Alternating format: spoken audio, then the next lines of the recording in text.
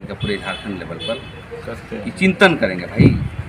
मान लीजिए 21 वर्ष हो गया, अब हम ना ज़मीन बचा पा रहे हैं ना नौकरी बचा पा रहे हैं, तो क्या करें? हम लोग बंगाल की खाड़ी चल रहे हैं क्या?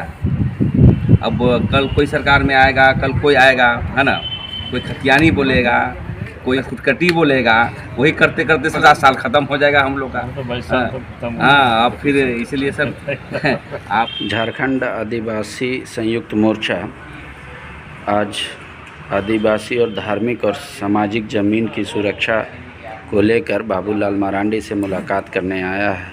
उनको एक ज्ञापन सौंप रहा है। दरअसल मोर्चा का आरोप है कि शहरी से लेकर ग्रामीण क्षेत्र में कई तरह की आदिवासियों की ज़मीन का अवैध हस्तांतरण हो रहा है। इससे पहले मोर्चा ने ज़िले के डीसी, ज़िले के कमिश्नर और राज्य के मुख्यमंत्री को ज्ञापन सौंपा है। अभी वो लोग भाजपा नेता बाबूलाल मरांडी के पास आए हैं, ज्ञापन सौंपा। दरअसल वो किस विषय पे आप लोग ध्यान आकृष्ट कराना चाह रहे हैं? आज हम लोग झारखंड आदिवासी संघर्ष मोर्चा के तत्वाधान में जो विभिन्न संगठन के लोग हैं, छात्र संघ हैं और मोर्चा हैं, हम लोग आज माननीय पूर्व मुख्यमंत्री बाबूलाल मरांडी जी के समक्ष आज हम लोगों ने ज्ञापन सौंपा। हम लोगों ने ज़मीन के मैटर को लेकर के रांची महानगर, जिला और पूरे झारखंड में जो भूमिहरी ज़मीन है, खुदकटी ज़मीन है, डाली कतारी है, अन्य धार्मिक ज़मीन है, सिसांदरी ज़मीन है, हमारा हरगढ़ी ज़मीन है, सभी ज़मीन को छीना जा रहा है। इस मामले को लेकर के आप देखे होंगे पल्स वाला है, तो सभी मैटर को लेकर के आज हम लोग पूर्व मुख्यमंत्री बाबूलाल मरांडी जी से हम लोग वार्ता किए और हम लोग मांग किए हैं कि ज़मीन के मामले को लेकर के अविलंब जो है इस पर आगे बढ़े। और हम लोगों ने यह भी निर्णय लिया है और डिस्कस में सामने आई है कि आने वाला समय में इनके नेतृत्व में पूरे संगठन के लोग बैठक करेंगे, क्योंकि ज़मीन का लूट बहुत व्यापक तौर पर हो रहा है और यहाँ के नौकरशाह नेता मतलब बिना लगाम का घोड़ा और घोड़ी हो गए हैं और अभी ज़मीन नहीं बच रही है। तो यही ज़मीन को मैटर को लेकर के आज हम लोग बात करने आए हैं और यहाँ से सकारात्मक आश्वासन मिला है और इन्हीं के नेतृत्व में ज़मीन बचाने का काम हम लोग करेंगे।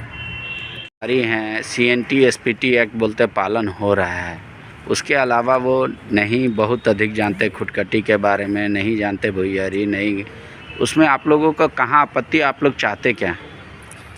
देखिए, हम लोग चाहते हैं कि यहाँ झारखंड में जो हमारा स्वशासन व्यवस्था पहले चली आ रही थी, उसके तहत पहान, पनभोरा, कोटवार, महतो, पूजा जिनकी ज़मीन है, जो सर्विस लैंड है, ये सब बातें हम लोगों अधिकारियों को भी बताते हैं कि इन सब ज़मीन अगर नहीं रही तो हमारा पूजा विध, हमारा संस्कृति परंपरा सब खत्म हो जाएगा। और इसको बचाने के लिए हमारा ज़मीन ही एक ये है और उसी ज़मीन से आज तक हमारा सेवा होता है। गांव घर में पहान करता है, कोटवार करता है, पनभोरा करता है, महतो करता है, मुड़ा करता है, लेकिन उस ज़मीन के बारे में अधिकारियों को जानकारी नहीं है, वो जानने भी नहीं चाहते। सरकार से मांग करते हैं कि इन अधिकारियों को स्पेशल ज्ञान दिया जाए, यहाँ के जो CNT की ज़मीन है और धार्मिक सामाजिक ज़मीन है उसके बारे में। अभी आपको उदाहरण स्वरूप बता दे रहे हैं कि हिनू का 312, 317, 18, 19, 20 इतना ज़मीन है, ये खतियान है बकास भुइयारी पहनाई की, ये ज़मीन को भी लूट लिया जा रहा है। हम लोगों ने इसको विशेष समिति जो बना हुआ है झारखंड सरकार की ओर से, उसको भी दिए लिखित, कोई कार्रवाई नहीं है। आपका ये उभरिया मौजा है, वहाँ 130 खाता, जो कि मीडिया में भी काफ़ी जोर शोर से उठाया गया था, पत्रकार बंधुओं ने उठाया था, उनको सबको धन्यवाद करेंगे। लेकिन उस ज़मीन को बकास भुइयारी पहनाई ज़मीन जो कि नॉन सेलेबल है, ये तो CNT एक्ट में कहता है।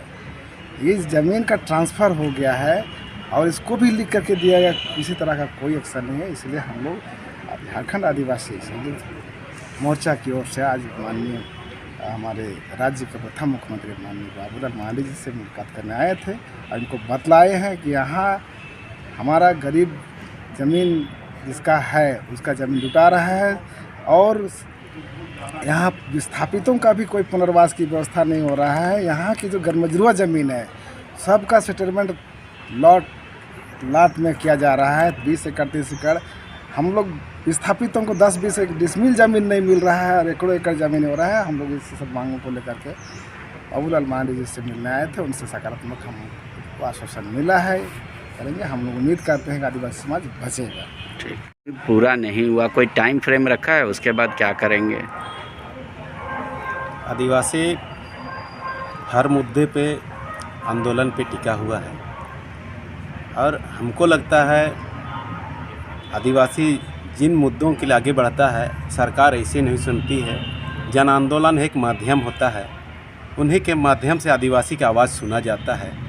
और आज का जो मुद्दा रहा हम लोग का, जो आदिवासी समाज का एक प्रशासन चलता है, उसका ज़मीन है, उसका ज़मीन का अलग अलग स्टेटस है।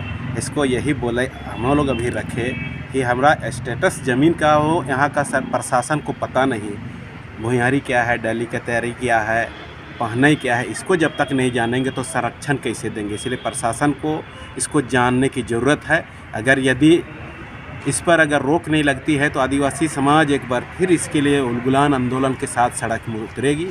यही एक माध्यम दिखता है और हम पूरे आदिवासी समाज को एकजुट करके हम लोग सड़क पर उतरेंगे, तभी हम रोक पाएंगे और हम लोग अपने आप को और आदिवासी समाज को बचा पाएंगे।